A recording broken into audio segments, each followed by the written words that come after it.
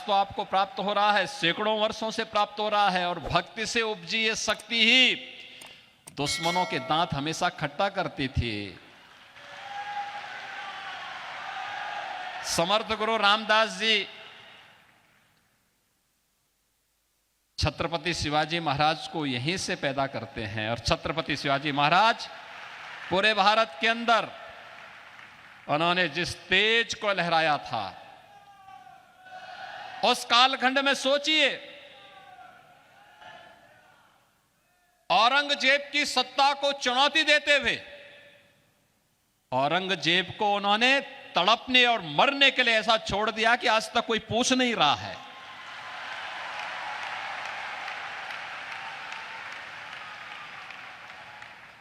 यह अद्भुत शौर्य और पराक्रम की धरती है। इसलिए है क्योंकि पूज्य संतों का सानिध्य प्राप्त हुआ। उनकी कृपा हमेशा यहां पे बरसती है।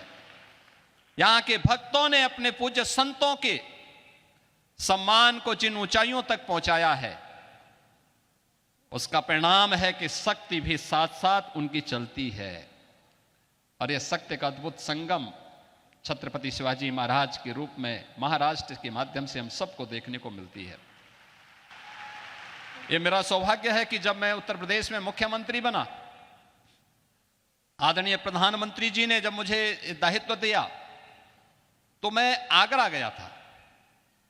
तो आगरा में एक म्यूजियम बन रहा था, उसका नाम था मुगल म्यूजियम। मैंने कहा भी मुगल म्यूजियम आज के दिन पे, मैंने कहा इसका नाम छत्रपति शिवाजी महाराज का म्यूजियम रखो।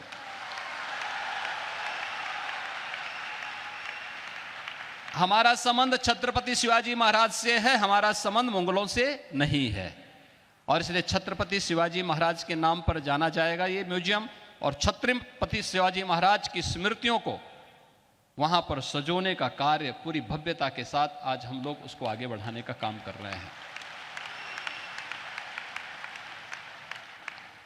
आदरणीय प्रधानमंत्री जी ने उत्तर प्रदेश में एक डिफेंस कॉरिडोर की घोषणा की। यह डिफेंस कॉरिडोर भी छत्रपति शिवाजी महाराज को ही समर्पित है। भारत की रक्षा सेनाएं आत्मनिर्भरता के लक्ष्य को प्राप्त होंगी, इस दिशा में कार्य भी वहां हो रहा है।